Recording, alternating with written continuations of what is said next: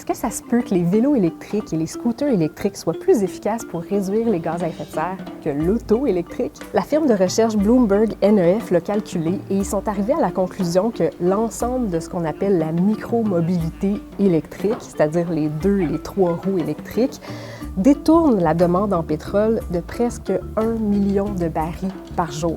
1 million de barils par jour, c'est l'équivalent de 1 % de la consommation totale quotidienne de pétrole dans le monde. Et c'est aussi 4 fois plus que l'effet des véhicules électriques sur la demande en pétrole. Et ça s'explique par la fulgurante montée en popularité des mobylettes et des vélos électriques. On sait que les baby boomers nord-américains ont adopté le vélo à assistance électrique en masse, mais c'est pas eux qui remplacent le plus de trajets carbonés. C'est plutôt l'Asie et en particulier la Chine où la micromobilité électrique est adoptée en masse. Mais on peut parler d'une vague mondiale qui gagne tous les continents. Donc, parmi la flotte radio-canadienne, on a des vélos électriques pour les reporters radio, surtout, qui partent avec leur petit micro pour faire des reportages. Je vais aller en essayer un. 41, c'est lui. Au Canada, la moitié de la population fait 8 km ou moins pour se rendre au travail.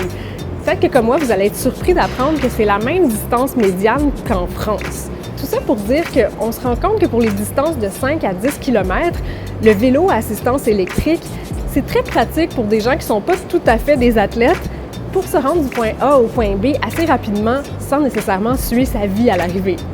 Il y a des études internationales qui ont montré que pour chaque bicyclette électrique ajoutée, on réduit les trajets en voiture d'environ 2000 km. Et ça, c'est l'équivalent de 460 kg de CO2, avec un petit bonus de 21 minutes d'activité physique de plus par semaine. C'est quand même assez massif. Le principal obstacle à l'adoption du vélo électrique, c'est son prix. C'est pour ça qu'il y a plusieurs programmes de subvention à travers le pays qui permettent de faciliter l'achat. Il y a aussi des initiatives qui visent à nous faire essayer le vélo électrique pendant plusieurs semaines pour voir si on aime ça. C'est le cas du programme VéloVolt d'Équiterre. Ils font ça depuis quelques années. Et il y a plus de 40 % des participants au programme qui ont changé leurs habitudes de transport après avoir essayé le vélo électrique. Et 3 % qui ont complètement abandonné la voiture. Puis c'est pas seulement destiné aux citadins, ça se fait aussi en région. Quoiqu'il y a quand même des belles côtes à Montréal et à Québec aussi.